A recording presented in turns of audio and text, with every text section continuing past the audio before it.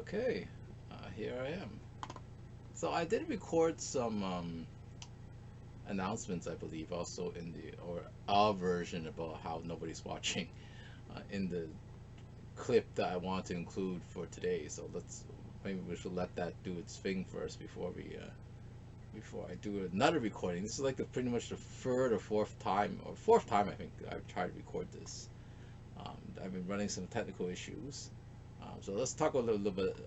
For those who are more technology literate, my brother made a really small partition for the main drive.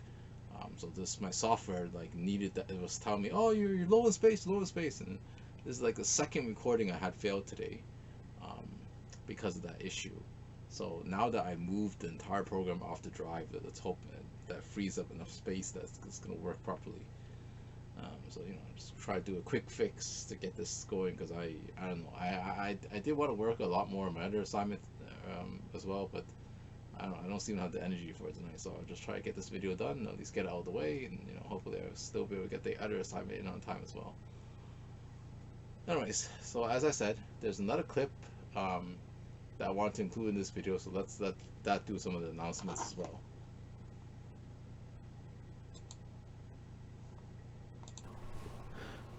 Alright, you guys got me in the big boy suit again. Yeah. So I'm continuing on Timothy, but this time it's on Second Timothy. I'm really I do appreciate this text. I mean, it's also very short, but definitely. Actually, before I get into that, I forgot about the announcement. So you might have noticed that if you're watching this live, which so far I haven't seen anybody watch it live, but who knows, this new time. So I've now switched my videos onto a new time. It's basically like Sunday nights in North America, or Sunday evenings, depending on where you are. If you yeah, I guess like the full screen was it's a little too zoomed in, I guess. Like, come on, trying to show off my. There we go. But I can't get tall enough. I gotta move the chair out of the way.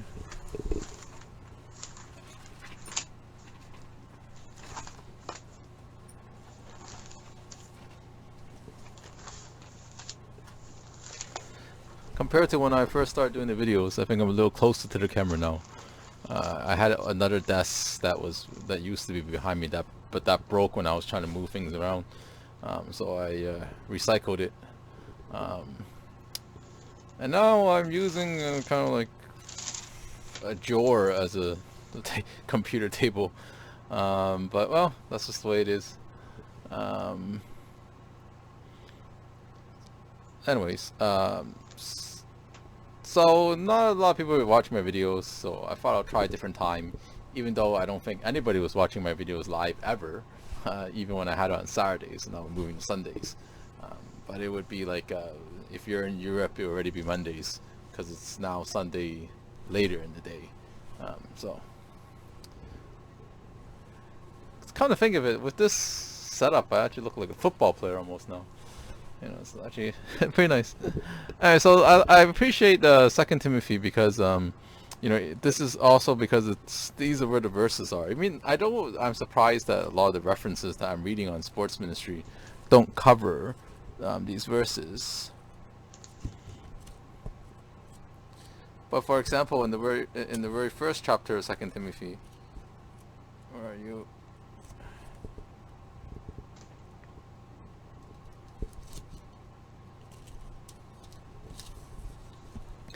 They mention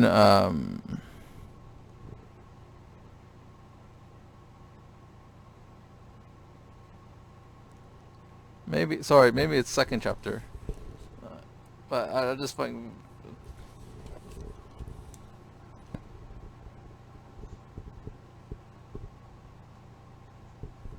yes. So it says like the translation is the first mention of an athlete that I noticed in the Bible. It says here 2 Timothy 2:5. In this particular Gideon's translation, they say it as, and athletes cannot win the prize unless they follow the rules. The other translation I was reading is similar. It talks about following the rules as an athlete. And when you go to the last chapter, chapter 4, 2 Timothy 4, it talks about like running the race. That semi-popular, if you've been with the faith longer, that semi-popular verse about running the race and finishing the good fight, um, you know, um, uh, and staying the course. So today, we're only going to cover the first two chapters of Timothy.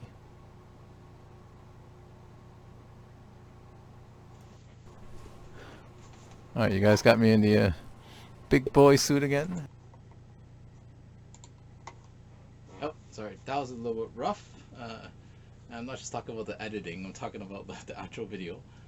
So I suppose, like, sometimes having a draft video and just or a few run-throughs does help. And I think that if I had more time, I would have done more run-throughs for my other presentation that I do for my other course as well. So the other live presentation. But anyways, I did a lot of run-throughs for that. The first preaching message I did, and I did pretty poorly.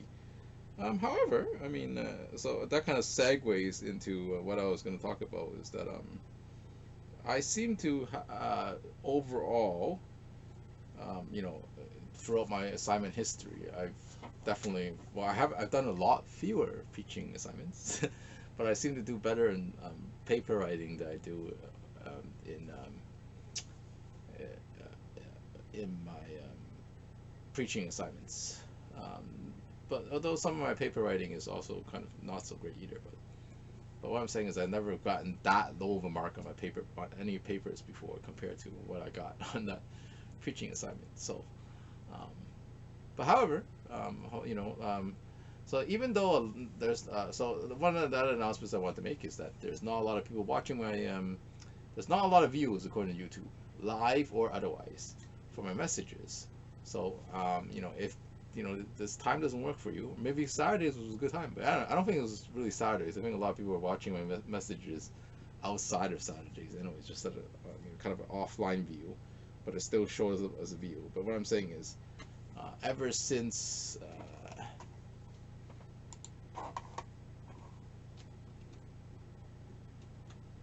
this message on Ephesians 5, my viewership has dropped from double digits. In fact, it's dropped quite a bit. As you can see from my, I guess because I have the channel privileges, I've only got. I think that was part of that. Both of the views are by myself, so nobody really viewed my last message. So, anyways, I one of the views at least came from when I was watching it live. Maybe the other one was to make sure it's working. I don't know. But anyways, for some reason it's always. But anyway, or maybe there is somebody else who's a faithful follower of my messages. So for that one person, like I said, even if it's just for one person who needs to hear what Jesus wants to say, I will be willing to keep on doing these, even though I apologize that I haven't had time to put it out every week now. But anyways, so what I'm hoping is that at least all this practice will come to some sort of fruits.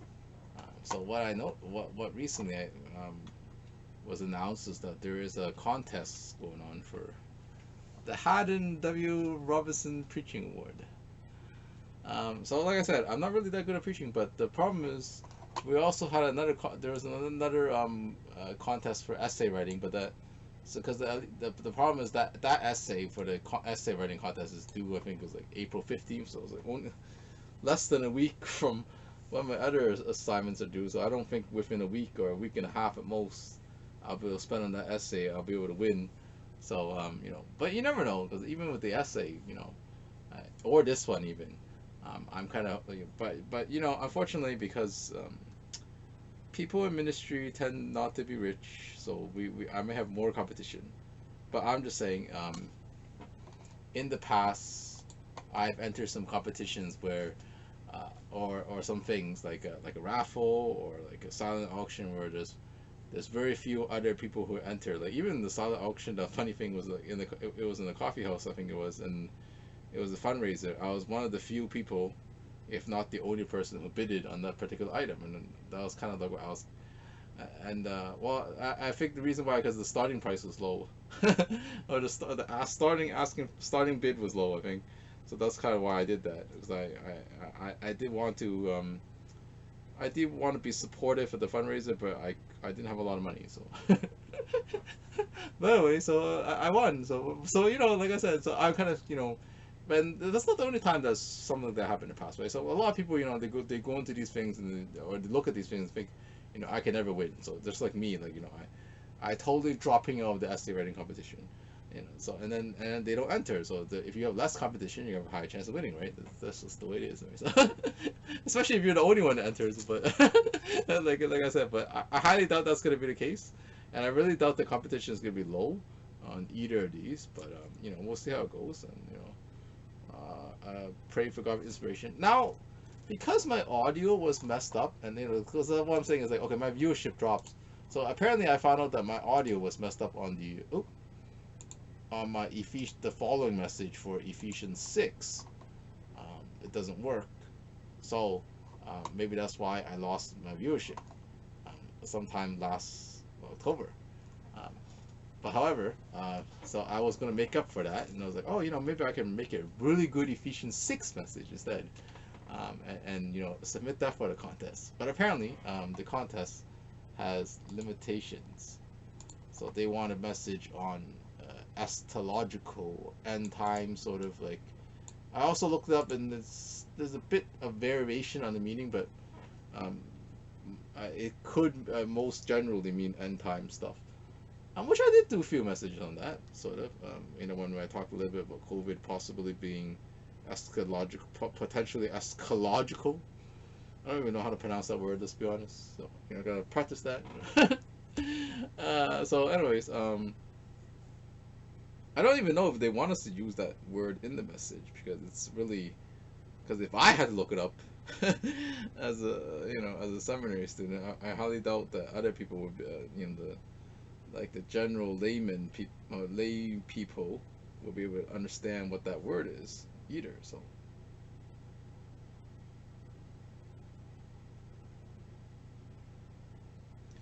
So I will now oi.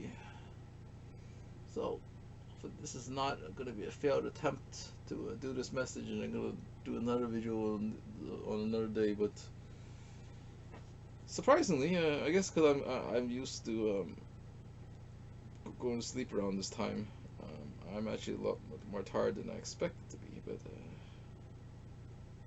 so I may just go to sleep after recording this.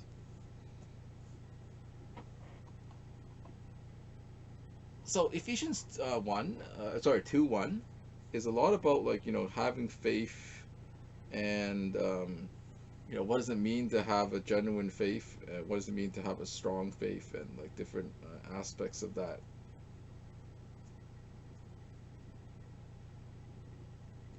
And another thing that I don't normally do, I think I might have done it on the previous message, but I don't normally use as part of my preparation the Holtman Christian Standard Bible. The reason why I picked that is because I was on Bible Hub and I was looking at different translations. So what I was looking at is that, okay, the verse that I translated from the Shalom was in more detail or step by step was this one. 2 Timothy 1:5, because I think this is the faith upon your heart. I recalled.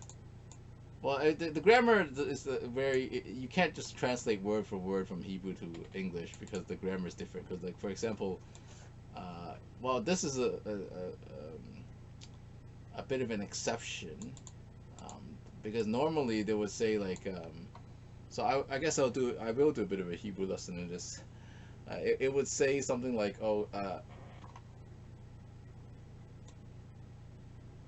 recall I,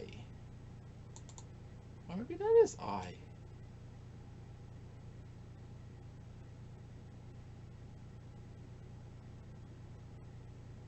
Yeah, this could be a really sophisticated noun. Now, what did I say this word? Like when I tried to translate, I was using the Google, I was using the lexicon. What did I say that word was? Let's see here, because I don't remember. That's why I did more notes on this one.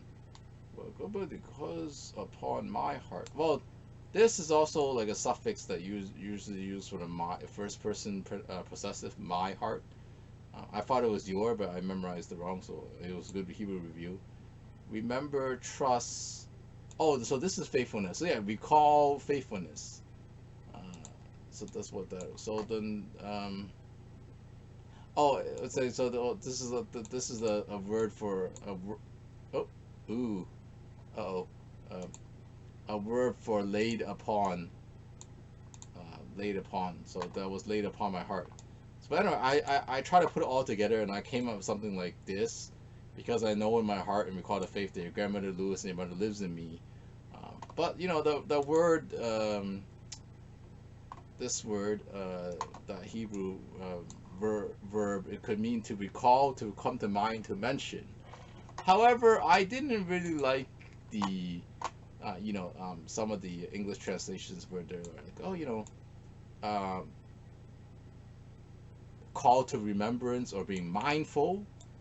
So I didn't really think that mindful was necessarily what well, I mean, at least based on the Hebrew. Maybe the Greek is a lot different when you look at that word in terms of the possible translations. But for me to think, oh, being mindful, it seemed way off from the Hebrew. Now it may not be so off from the Greek, but I felt it was pretty off from the Hebrew. So I decided not to choose. So based on the way I translated from the Hebrew, I felt the one that most matched for me.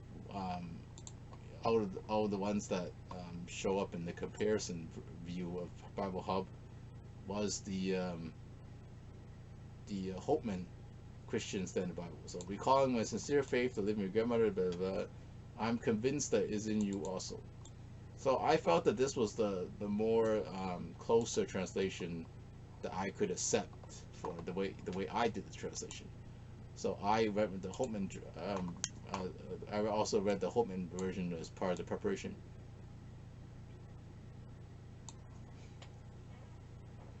So I think like the software does have the advantage. Like I can instead of share screen, what I'm doing is recording screen, because I know like when you do but at least I control what you focus. I get to control what you focus on. So I would feel that I would probably want to use this software as well for entering the competition, which they do want you to submit by video. If you didn't read it from the PDF earlier that I put on the screen, I guess because of COVID, so they don't want any. We're not doing any live submissions. I don't know. This is my first time entering the contest. I don't know if it's always been done over video now that the technology is available, right? So who knows? But so some interesting things I came upon when I was doing the preparation is that I also thought about verse 7, where they say, it's very commonly know that I've not given you a spirit of fear, but here it says spirit of fearfulness. And the word fear is actually this word. This also can mean terror. Um, well, depending on the context and the offer and the usage. But what I'm saying is, when I looked it up, well, I used Google, even though I know Mary said not to use Google, but I use Google. Where is it? Yes. So it said terror. But there is a difference. But so I thought about, okay, well, isn't fears like sometimes it's supposed to be like, well, it could be like a word for more like reverence is actually what they're probably going for in the English, if you're using a more advanced English translation as opposed to something like Common English version or something like that. Or I don't know. The ESV is also using a little bit lower reading grade level English, I believe. But anyways, what I was thinking about is that the Proverbs 9 to 10, right? The fear of the Lord is the beginning of wisdom. Um, it's this word, which is a different word for fear. So it does have slightly different renderings or translations as well. that doesn't like, all or dread, or fear. Like, well, this is the Hebrew fear. So and I didn't really look up every single word I was trying to translate in the the genuine lexicon, or the qualified lexicon. Let me see.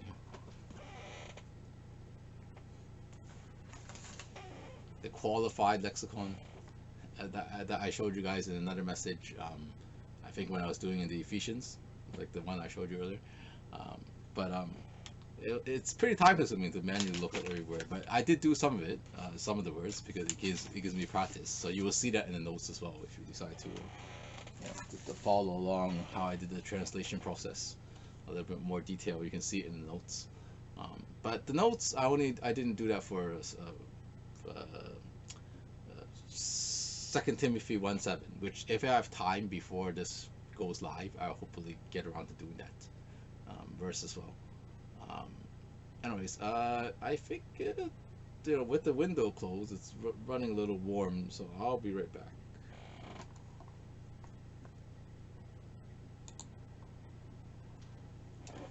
Yes, so also it is in the Holtman version, more literal. So it says, God has not given us the spirit of fearfulness. But what I'm saying is, if you look at something like NIV, it says, which I normally read, um, well, this is the new NIV. For the spirit of God make us timid, does not make us timid. So there you go, as well as it's a different word, English word, that doesn't mention the word fear at all. But in my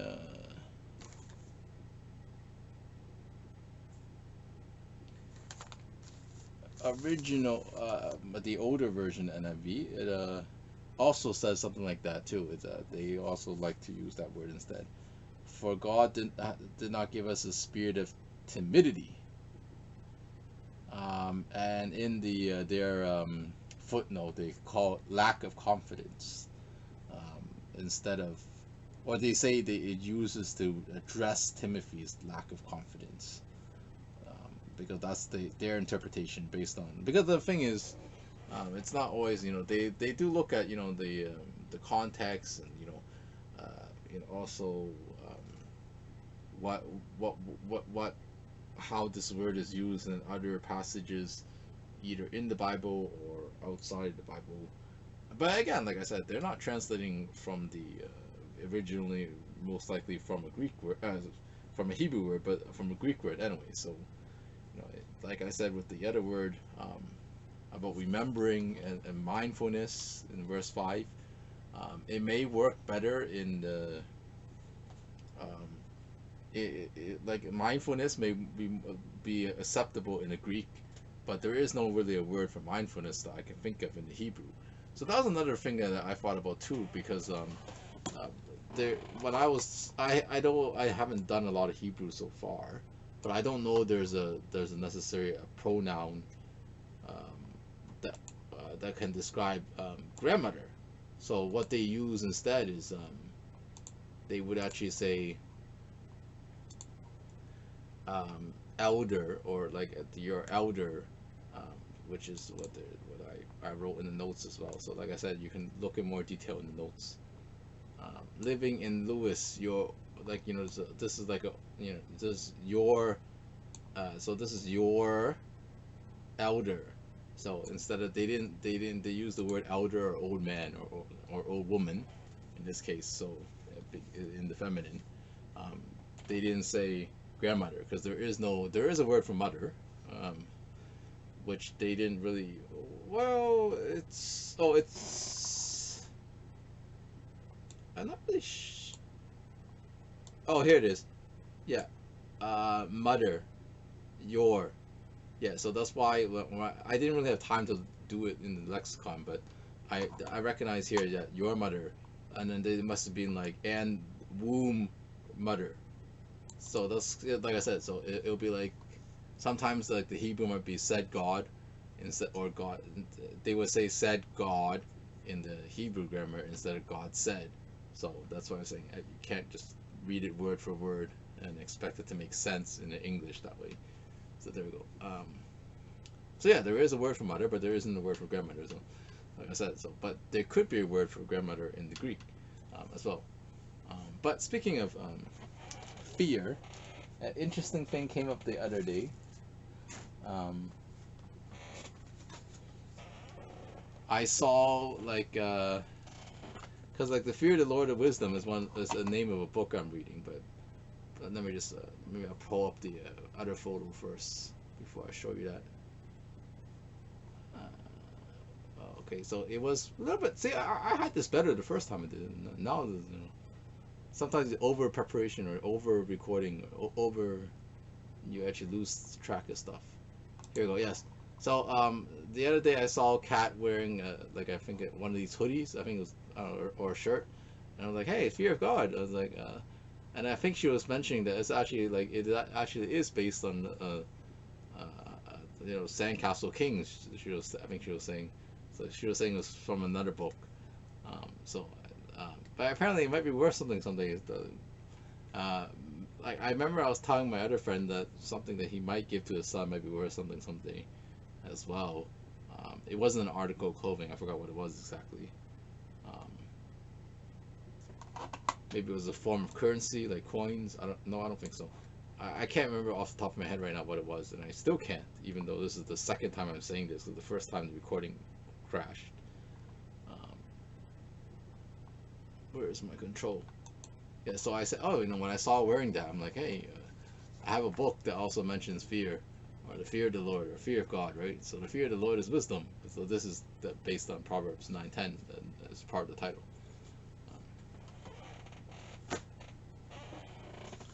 And my feed is not really high quality today, and I don't really know what the technical issue is. So might as well just I preach from the notes, or preach from the scripture. So I'll use the screen view, screen recording.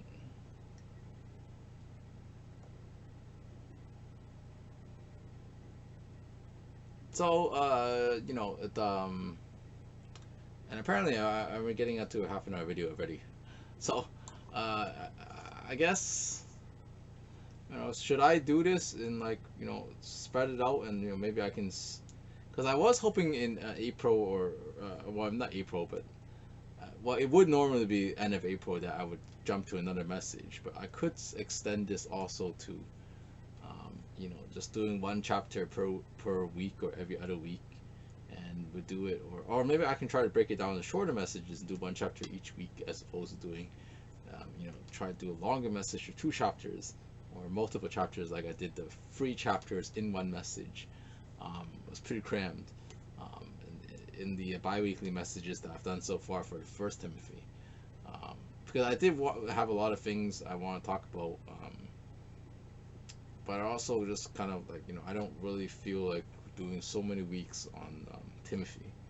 I end up doing at least 6 weeks on Timothy, like even though I know it's like we're talking about like 10 chapters altogether, but if I do this like the other two and I do this, but we'll think about it. I really want to just like finish the video and log off, but another point that I felt like that like I said he talks about like faith, right? And one of the things that important here it says that faith is not according to our works, but according to His own purpose and grace given to us in through Christ. And that was pretty much, I think, like to be honest, the problem is I didn't really make a lot of detailed notes, and like there's some things that I probably did mention some of the other run throughs that I can't remember right now. So well, this could end up just being a draft video and might not be the one published, but maybe it is. So but like I said, so I practice makes perfect, so at least I'm getting more and more practice with preaching, and I hope to do well, and if I do have more time to prepare compared to the more limited time, trying to do my other coursework to prepare for these sermons. Hopefully, when I do the one for the contest, I'll be a lot more prepared and be able to do a lot better job. But I still haven't have any inspiration for what passage to pick. And that's definitely Timothy. I don't think it talks about end times or eschatology at all.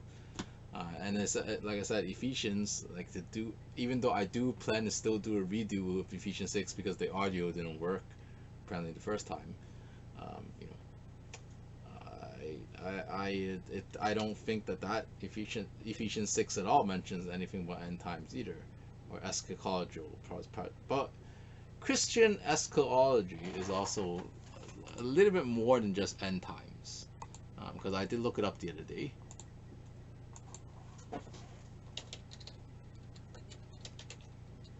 Especially when you add the Christian prefix. So it says more like last things, but that's what apparently the Greek words, like two Greek words, is like last things or end things. So it is basically for the most part end times, but it's a little more than that. But again, so this is something I should look into before I do the. So if for anybody watching, wish me luck. And also yes. I don't think I actually even mentioned it in much detail because, like I said, I really would like one day to have somebody watching live with me. Even though I don't know if I'm going to have time to watch this one live, or maybe I'll get lazy. I'll come on in the first 2 minutes. Oh, nobody's watching. I better get back doing my assignment because if I don't need to chat with anybody because nobody's watching live, So anyways, like I said, I will learn more about this before I actually go on to try to compete in the contest. So until next time. So yeah, I did also want to mention more about that. Like I mentioned last week already, I previewed about actually sorry, not last week, but that clip in the beginning where I talked about running towards being a race, following the rules, or endure hardship with us like good soldier of Christ Jesus. No one serving as a soldier gets involved in civilian affairs. He wants to please his commanding officers. Similarly, if anyone competes as an athlete, he does not receive the victor's crown unless he competes according to the rules. So another thing is, because I will have to work more on my sports ministry paper before the next message, that that's another reason why I'm like, I was debating, should I, save 2 Timothy 2 to another week and just turn this into a 4-week to cover this book instead, and maybe I'll do that. Because maybe it seems like you guys don't like the amount of depth or lack of depth I've been doing recently, so that's why my viewership is another reason why my viewership has gone down.